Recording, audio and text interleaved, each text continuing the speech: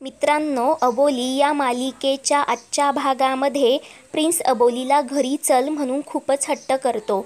अबोली मात्र स्पष्टपणे नकार देते व बोलते, प्रिन्स आता काय व्हायचं ते इथेच होऊ दे. तेव्हा प्रिन्स बोलतो, ताई ठीक आहे, परंतु मी जे आणलंय ते तू खा, कारण तू असं भीक मागून खाल्लेलं मला आवडणार नाही.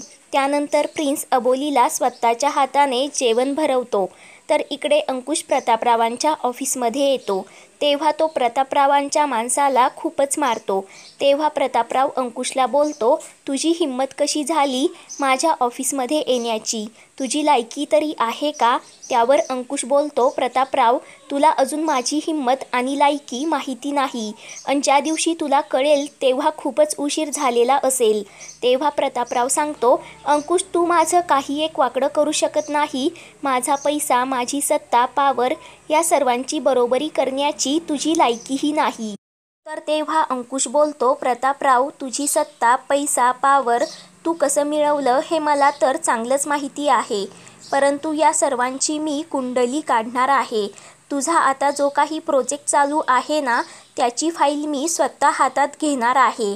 एवढंच नाही तर आजपर्यंत तू जेवढे काही काळे धंदे केले त्या सर्व धंद्याच्या फाईली मी आता स्वतः उघडणार आहे, असं सांगतो आणि विचारतो, आता समजलं का मी तुझं काय वाकडं करू शकतो ते? तेव्हा प्रतापराव घाबरतच अंकुशला विचारतो, अंकुश, आता तू काय करणार आहेस? तर तेव्हा अंकुश बोलतो, प्रतापराव, तू माझ्याच घरी येऊन माझा व माझ्या घरच्यांचा अपमान केलास, तरीही मी तुला एका शब्दाने बोललो नाही, कारण डाव तुझ्या हातात होता. परंतु आज दिवस बदललाय.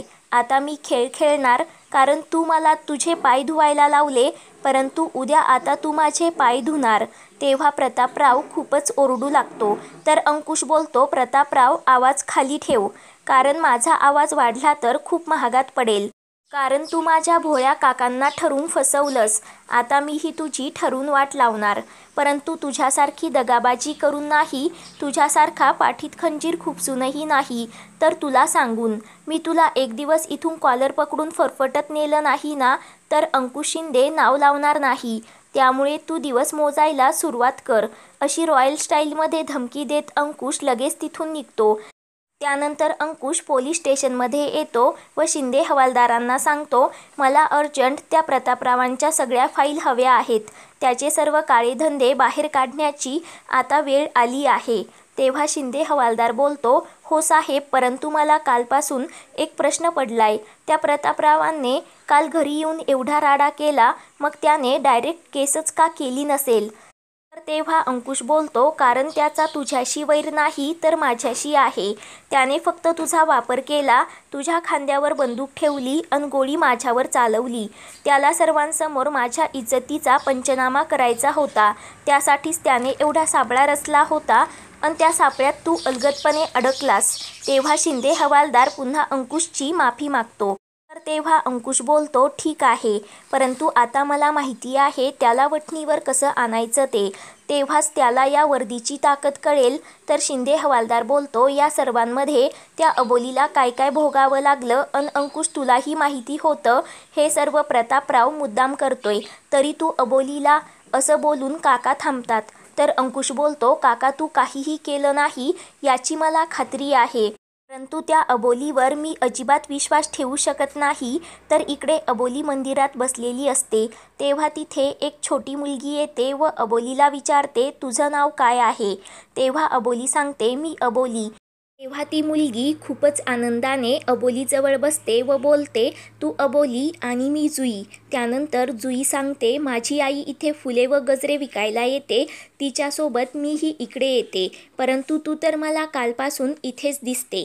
तू घरी नाही गेलीस का?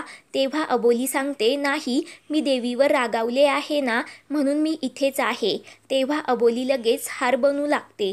तर जुई अबोलीबरोबर खूपच गप्पा मारू लागते. तेव्हा जुई म्हणते, तू देवीवर रागावलीस, परंतु ती तुला सॉरी कशी म्हणेल? तर अबोली सांगते, देवी आईने मला इथून घरी पाठवलं की आमचं भांडण संपलं, मग आम्ही दोघीही एकमेकींना सॉरी बोलू. आणि मी देवी आईची मुलगी आहे ना, म्हणून मला तिच्यावर रागवण्याचा पूर्णपणे हक्क आहे. तेव्हा अबोलीचा हार तयार होतो. तेव्हा जुई म्हणते, तुझ्यामुळे माझं काम लवकर झालं, आता तुझंही काम लवकर होईल. देवी आई तुझ्या सगळ्या इच्छा पूर्ण करेल. तर इकडे अंकुशला सिनियर इन्स्पेक्टरचा फोन येतो. तेव्हा ते DCP किरण कुलकर्णी मुंबई पोलीस स्टेशनमध्ये व्हिजिट देण्यासाठी येणार आहे, त्यामुळे तुम्ही अलर्ट राहा असं सांगतो. तेव्हा अंकुश ओके सर म्हणत फोन ठेवतो व काकांना सांगतो, किरण कुलकर्णी इकडे येत आहेत. तेव्हा काका आनंदाने म्हणतो, म्हणजे माझ्या दादांचे मित्र का? तर अंकुश होकार देत बोलतो, हो, आपले किरण काका.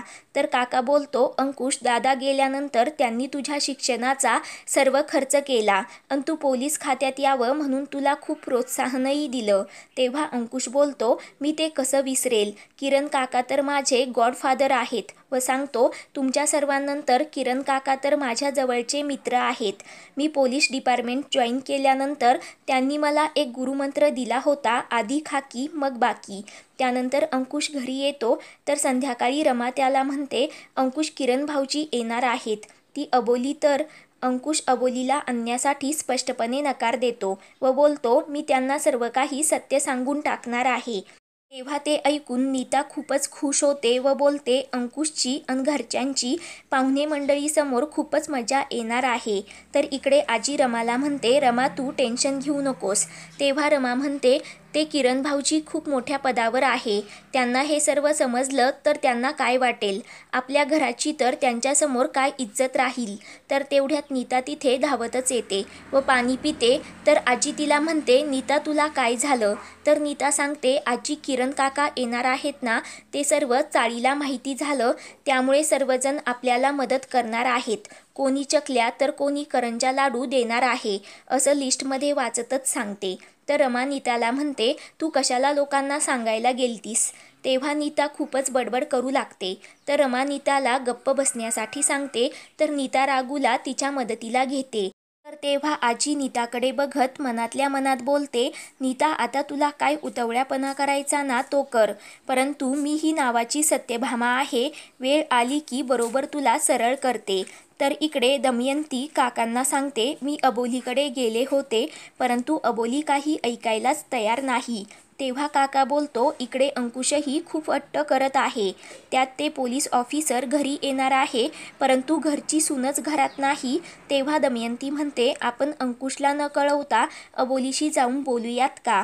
तेव्हा काका आणि दमयंती अबोलीला भेटण्यासाठी मंदिरात जाण्यासाठी निघतात. तर मित्रांनो, पुढील भागामध्ये किरण कुलकर्णी अंकुशच्या घरी येतात. तर ते अंकुशला म्हणतात, अंकुश, जोपर्यंत तुझी बायको म्हणजे या घरची लक्ष्मी मला घ्यायला येत नाही ना, तोपर्यंत मी घरी येणारच नाही. तर तेवढ्यात अबोली तिथे येते व किरण कुलकर्णीला येऊन मिठी मारते. ते पाहून अंकुश आणि सर्वांना मोठा धक्काच बसतो. आता त्या दोघांचं काय नातं असणार ते पाहणं खूप रोमांचक ठरेल. पुढील भागांच्या अपडेटसाठी चॅनलला सबस्क्राईब करा.